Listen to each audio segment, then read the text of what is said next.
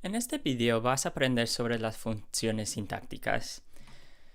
Hay ciertas metas de aprendizaje que tenemos para esta unidad, para esta lección, y son metas del contenido. Las metas son que tú puedes identificar el sujeto, objeto directo y objeto indirecto en una oración en que estos, es decir, el sujeto y objetos, se comportan de manera prototípica. Es decir, no tienes que poder identificar todos los sujetos, nada más los sujetos prototípicos. También que tú puedes identificar cuando la clasificación de una palabra es ambigua sin el contexto, conocimiento del mundo y significado del verbo. Es decir, hay ciertas frases en que necesitas el contexto, conocimiento sobre el mundo real, o tienes que saber el significado del verbo para poder identificar el sujeto y los objetos. Por fin, tú puedes explicar por qué has hecho cierta clasificación. Entonces, en las funciones sintácticas vamos a trabajar con tres cubetas. Vamos a clasificar los sustantivos en una frase en tres categorías: el sujeto, el objeto directo y el objeto indirecto. Y en este video vamos a ir a clasificación a clasificación. Pero ¿por qué estamos clasificando los sustantivos en una frase en estas cubetas? Bueno, en el futuro, cuando hablemos de los papeles semánticos, tú necesitarás poder identificar el sujeto, el objeto directo y el objeto indirecto para entender el significado de una frase y para transmitir el significado de un evento en tu mente a tu interlocutor o a la persona con que estás hablando. Entonces vamos a empezar con el sujeto. Sabemos que una palabra es el sujeto si uno es el sustantivo que acuerda con el verbo. Entonces, aquí tenemos un ejemplo. En la mesa estábamos sentados nosotros. ¿Qué es el sujeto? Bueno, el sujeto es el sustantivo que se acuerda con el verbo. El verbo es en forma de nosotros, así que el sujeto es nosotros. Bien. Nota aquí que los sujetos en español no aparecen explícitamente en las oraciones en muchos casos. Entonces, por ejemplo, en la frase me gustas, ¿qué es el sujeto? Bueno, el sujeto es el sustantivo que se acuerda con gustas, que es el verbo, que sería tú, claro. También sabemos que una palabra es el sujeto si es un pronombre de sujeto. Los pronombres de sujeto, claro, son yo, tú, él, ella, nosotros, vosotros, usted, ellos, ellas. Entonces, aquí tenemos un ejemplo. Yo pateé la caja, la pelota la pateaste tú. ¿Qué es el sujeto del verbo pateaste? Bueno, claro, es el sustantivo que se acuerda con el verbo, pero también sabemos que tú tiene que ser el sujeto de pateaste, porque tú, con acento, es un pronombre de sujeto. Entonces, si un pronombre en una frase es pronombre de sujeto, tiene que ser un sujeto de un verbo en la frase. Nota que muy frecuentemente en el español el primer nombre, es decir, sustantivo en la frase, no es el sujeto en muchos casos. Por ejemplo, en la mesa, mesa es el primer sustantivo, pero no el sujeto de la frase. Me gustas, me es el primer sustantivo, el primer pronombre, pero no es el sujeto. Tú es el sujeto en esta frase. Aquí, la pelota la pateaste tú.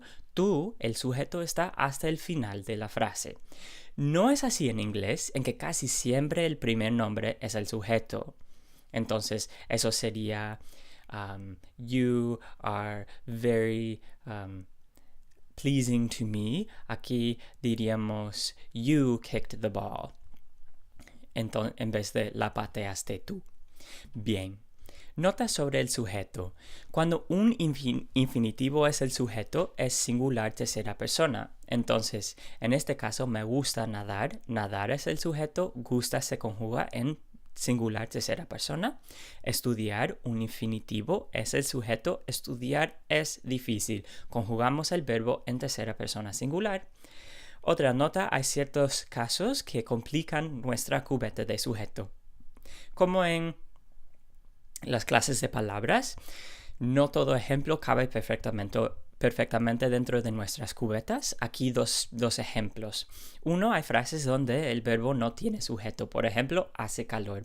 En expresiones del tiempo no hay sujeto en la frase. Dos, hay frases donde el sujeto es una cláusula dependiente. Es importante que te pongas el cinturón de seguridad, que te pongas el cinturón de seguridad. Es toda una frase, pero es el sujeto de la frase. Es decir, no es un sustantivo realmente, pero todavía es el sujeto de la frase. Entonces, estos son casos no prototípicos, entonces tú no tienes la responsabilidad de poder identificarlos, pero quiero que estés consciente de estas excepciones. Ahora vamos a seguir al objeto directo. Sabemos que una palabra es el objeto directo si es un pronombre de objeto directo. Aquí una conversación. Yusnier dice, ¿viste la película anoche? Yuledi responde, sí, la vi con mis amigos. En esta frase, ¿qué es el objeto directo?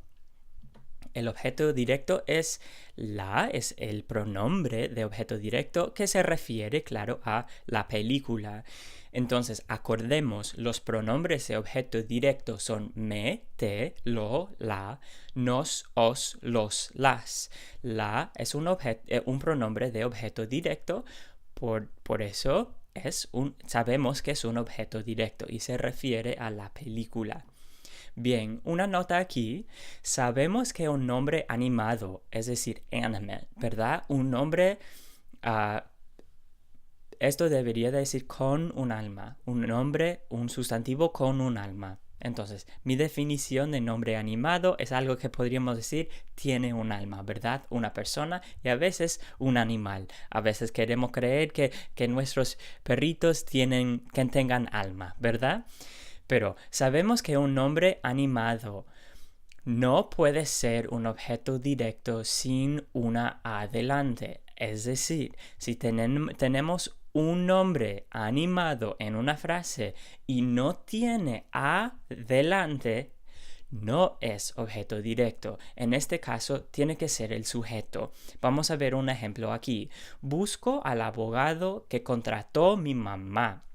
En esta frase, ¿en qué cubeta va mi mamá con relación al verbo contrató? En esta frase, mi mamá es el sujeto de contrató. Sabemos que no es el objeto directo porque mamá es un nombre animado y no tiene adelante. Si fuera objeto directo, necesitaría tener adelante. Bien, vamos a seguir ahora a el objeto indirecto. Sabemos que una palabra es el objeto indirecto si es un pronombre de objeto directo. Por ejemplo, le compré 3 libros a mi hermano. ¿Qué es el objeto directo? Bueno, claro, porque es un pronombre de objeto directo. Pero le se refiere a 3 libros o a mi hermano. Bueno, sabemos que se refiere a mi hermano porque 3 libros es plural y le es singular. Entonces, le tiene que referirse a mi hermano. Entonces, sabemos que el objeto indirecto de esta frase es mi hermano. 2. Sabemos que una palabra es el objeto directo si no es animado, o sea, no tiene un alma y tiene una adelante. Entonces, por ejemplo, le di una patada a la pared. Tenemos aquí un nombre no animado. Una pared no puede tener un alma, pero no obstante tiene adelante. Para todo nombre que es inanimado, que no es animado, si tiene adelante, sabemos que es el objeto indirecto, porque a va ante todos los objetos indirectos. Entonces aquí le y la pared se refieren son el objeto directo en esta frase. Bien, tenemos unas notas sobre los objetos indirectos. En general, si hay un objeto indirecto en una frase, los hablantes español usan el pronombre y la expresión referente. Por ejemplo, le di el dinero a mi papá. Le y a mi papá son ambos el objeto directo. Le se refiere a a mi papá. En esta frase, le es el pronombre, a mi papá es la expresión referente. En general, en español, los hablantes de español usan los dos. Entonces, este asterisco indica que esta frase es agramatical, indica que un hablante de español no diría esta frase, un hablante nativo de español no diría una frase, igual como en inglés, un hablante de inglés no diría car the, have I the, diría I have a car. Entonces, es decir, en general en español, tener un objeto indirecto en una frase sin el pronombre es agramatical en general. También, otra nota, los hispanohablantes frecuentemente usan objetos indirectos donde usamos frases preposicionales en inglés. Entonces, por ejemplo, echo sal en el sartén, se puede decir le echo sal, se convierte en el sartén a le. Otro ejemplo, es muy difícil para mí. Puede ser estudiar es muy difícil para mí, pero también puedes decir me es muy difícil.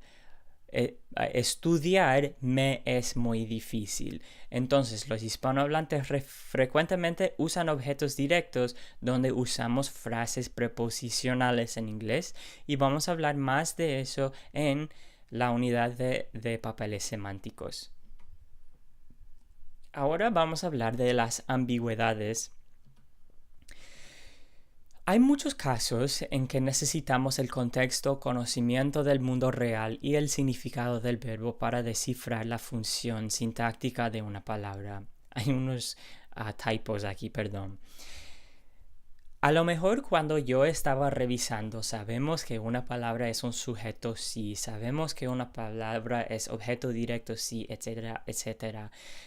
Te dijiste, bueno, pero yo puedo pensar en una frase en que estas cosas, estas reglas no me pueden indicar si un sustantivo o nombre es el sujeto, el objeto directo o el objeto indirecto. En estos casos necesitamos el contexto, conocimiento del mundo real o tenemos que saber sobre el significado del verbo para poder determinar si un nombre es sujeto, objeto directo, objeto indirecto.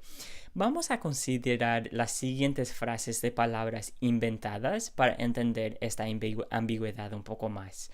Entonces, si tenemos una frase, ayer me llamaron que refedó el casogo. Son palabras inventadas, ¿no? Y si yo quiero preguntar, ¿cuál es el sujeto de refedó? Bueno, el sujeto de refedó podría ser el casogo, podría ser algo más. Vamos a usar palabras reales para explorar esta ambigüedad. Entonces, si tenemos el contexto, ¿escuchaste qué hizo Enrique? Ayer me dijeron que compró el libro. Ayer me dijeron que compró el libro. El sujeto de compró es Enrique. Entonces necesito el contexto de esta frase para entender que el sujeto de compró es Enrique, porque el libro no puede comprar. Otro ejemplo, ayer me dijeron que ganó el equipo de Colombia. Ayer me dijeron que ganó el equipo de Colombia. Aquí sabemos que el equipo de Colombia es el sujeto de ganó, porque el equipo de Colombia puede ganar. El libro no puede comprar.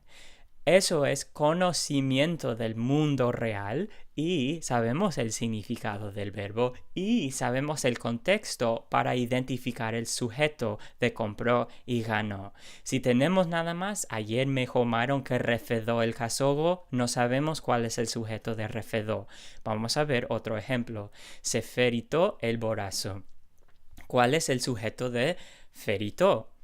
¿Es el borazo? Bueno, no sabemos porque nuestras reglas que vimos en este video no desambigüen estos casos.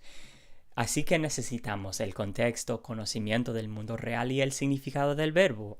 Aquí unos ejemplos reales. Se murió el director. El director se puede morir. Sabemos que el director es el sujeto en este caso. Se comió el pastel. En este caso, un pastel no puede comer. Entonces sabemos que el pastel es el objeto directo. En este caso, necesitamos saber más del contexto para saber cuál es el sujeto de la frase. Bien, ahora vamos a revisar las metas de aprendizaje. Las metas de aprendizaje para esta lección son que tú puedes identificar el sujeto, objeto directo y objeto indirecto en una oración, en que estos se comportan de manera prototípica. Tú puedes usar las reglas que vimos en este video para hacer esto. También que puedes identificar cuándo la clasificación de una palabra es ambigua sin el contexto, conocimiento del mundo y el significado del verbo. Y vimos ejemplos como se feritó el borazo, en que sin saber sobre el contexto, el significado del verbo y el tener conocimiento del mundo, no podemos desambiguar cuál es el sujeto de esa frase. Y también, por fin, que puedas explicar por qué he hecho esa clasificación y puedes hacer esto con las reglas. Gracias.